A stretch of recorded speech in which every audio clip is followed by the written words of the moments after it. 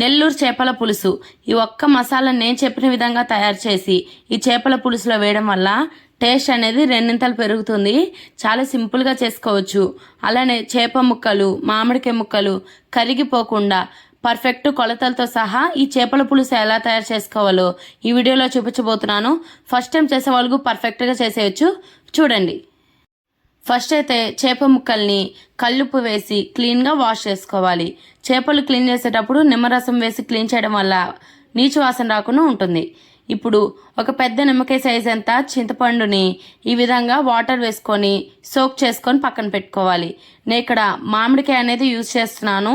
మీకు నచ్చితే వేసుకోవచ్చు. ఒకవేళ మీరు మామిడికాయ యూజ్ చేయకపోతే చింతపండు ఇంకొంచెం ఎక్కువగా నానబెట్టుకోవాల్సి ఉంటుంది. చేపల కూర తయారీ కోసం కడాయిలోకి ఆయిల్ వేసుకొని 1/2 టీ స్పూన్ వరకు జీలకర్ర, 2 నుంచి 3 రెమ్మల వరకు కరివేపాకు వేసుకొని బాగా ఫ్రై అవ్వనివ్వాలి. ఇప్పుడు దీనిలోకి సన్నగా పొడవుగా కట్ చేసుకున్న ఉల్లిపాయ ముక్కలు కూడా యాడ్ చేసుకొని ఉల్లిపాయ ముక్కలు లైట్ బ్రౌన్ కలర్కి వరకు వేయించుకోవాలి. ఈ ఉల్లిపాయ వేగేలోపు మసాలా తయారు చేసుకుందాం. మిక్సీ జార్లోకి 1 కప్పు వరకు ధనియాలు, అలానే ఒక చిన్న చెక్క, అలానే 3 లవంగాలు వేసుకోవాలి. వేసుకున్న తర్వాత 1 టీ స్పూన్ వరకు జీలకర్ర, 1 టీ స్పూన్ వరకు ఆవాలు అయితే వేసుకోవాలి. ఇవన్నీ కూడా వేసుకున్న తర్వాత దీనిలోకి ఒక ఎలాచి అయితే వేసుకోవాలి. దీనిలోకి మీరు మెంతులు యాడ్ చేసుకోవచ్చు. నేను ఇక్కడ మెంతుల పొడి అయితే యాడ్ చేస్తున్నాను. ఈ మొత్తం కూడా మెత్తగా గ్రైండ్ చేసుకోవాలి. గ్రైండ్ చేసుకున్న పొడిలోకి 2 వెల్లుల్లి రెమ్మలు కూడా వేసుకొని ఇంకోసారి మెత్తగా గ్రైండ్ చేసుకుంటే మనకి పొడి అనేది రెడీ అయిపోతుంది. ఎప్పుడు చేపల కూర చేసుకున్నాక ఈ పొడి వేసుకోవడం వల్ల టేస్ట్ చాలా బాగుంటుంది. 30 డేస్ వరకు స్టోర్ చేసుకోవచ్చు. మనం మసాలా తయారు చేసుకునే లోపే ఉల్లిపాయలు అనేటివి లైట్గా ఫ్రై అయిపోయాయి. ఇంకొంచెం ఒక 2 నిమిషాల వరకు బాగా ఫ్రై చేసుకుంటే లైట్ బ్రౌన్ కలర్కి వచ్చేస్తాయి. ఈ విధంగా మంచిగా లైట్ బ్రౌన్ కలర్కి రావాలన్నమాట.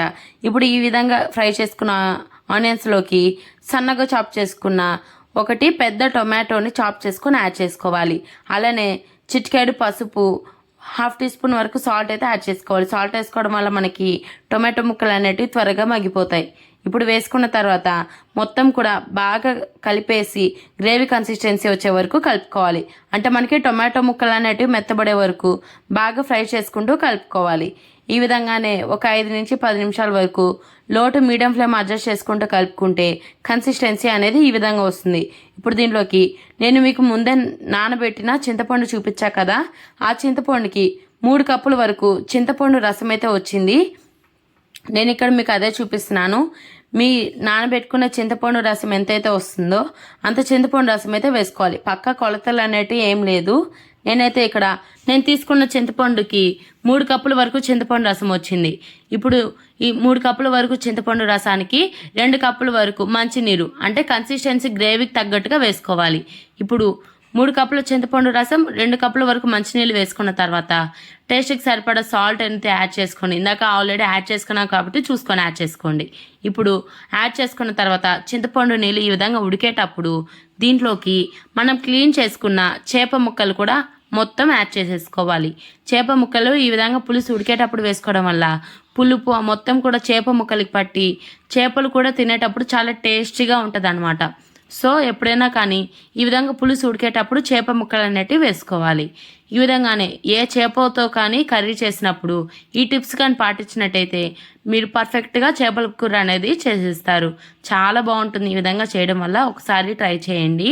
మొదటిసారి చేసే వాళ్ళు కూడా చాలా సింపుల్గా చేసేయచ్చు. ఇంక ఇప్పుడు చేప ముక్కలు అన్నీ కూడా వేసిన తర్వాత గరిటెతో లైట్గా పైన ఒకసారి కలుపుకోవాలి. అలానే దీంట్లోకి మీరు తినే కారం పట్టించి కారం అయితే యాడ్ చేసుకోండి. నేను ఇక్కడ 3 టేబుల్ స్పూన్ల వరకు కారం అయితే యాడ్ చేస్తున్నాను. మనం తీసుకున్న పులుపు పట్టించి కారం అయితే డిపెండ్ అయి ఉంటుంది. సో మీరు తీసుకున్న చింతపండు దాన్ని పట్టించి కారం అనేది వేసుకోవాల్సి ఉంటుంది. ఇప్పుడు వేసుకున్న తర్వాత మనము ఒకసారి గరిటెతో లైట్గా కలుపుకోవాలి. చేప ముక్కలు అనేటివి విరిగిపోతాయి. సో లైట్గా ఒకసారి కలుపుకోవాలి. ఇప్పుడు మీడియం ఫ్లేమ్ మీద ఒక 10 నిమిషాలు ఉడికించుకున్నట్టయితే మనకి కర్రీ అనేది ఈ విధంగా మంచిగా ఉడుకుతూ ఉంటుంది. దీంట్లోకి మామిడికాయని ఈ విధంగా సన్నగా పొడవుగా కట్ చేసుకొని యాడ్ చేసుకోండి. ఈ విధంగా మామిడికాయ ముక్కలు వేసుకోవడం వల్ల మంచి టేస్ట్ అనేది వస్తుంది చేపల కూరకి. మన నెల్లూరు వాళ్ళం ఎప్పుడు చేసుకున్నా కానీ కంపల్సరీగా మామిడికాయ అయితే వేసుకుంటాము. కొంతమంది అయితే బెండకాయ ఇవి కూడా వేస్తారు. బట్ మామిడికాయని దేన్ని కూడా రిప్లేస్ చేయలేదు కదా, చాలా బాగుంటుంది. అలానే ఈ విధంగా మామిడికాయ వేసిన తర్వాత కూడా ఒకసారి బాగా కలుపుకోవాలి. మీరు మామిడికాయ వేసుకుంటే చింతపండు క్వాంటిటీ అనేది తగ్గించాలి. ఈ టిప్ అనేది అస్సలు మర్చిపోకండి, లేదంటే పులుపు ఎక్కువైపోతుంది. నాకు ఇక్కడ సాల్ట్ తక్కువయ్యి ఇంకొంచెం సాల్ట్ అయితే యాడ్ చేస్తున్నాను. అలానే సాల్ట్ యాడ్ చేసిన తర్వాత మనం ముందే గ్రైండ్ చేసి పక్కన పెట్టుకున్న ఈ మసాలా పొడి కూడా వేసేసి గరిటతో కలిపెట్టకుండా ఇక్కడ నేను ఎలా అయితే ఈ వీడియోలో చూపిస్తున్నానో ఈ విధంగా కడాయిని పట్టుకొని ఏదైనా క్లాత్ సహాయంతో పట్టుకొని ఈ విధంగా వీడియోలో అయితే ఎలా చూపిస్తున్నానో ఈ విధంగా కలుపుకున్నట్టయితే మనకి ముక్కలు విరిగిపోకుండా ఉంటాయి. ఇప్పుడు మామిడికాయ వేసిన తర్వాత ఒక 10 minutes కన్నా ఎక్కువ బాయిల్ చేయకూడదు కర్రీ అనేది.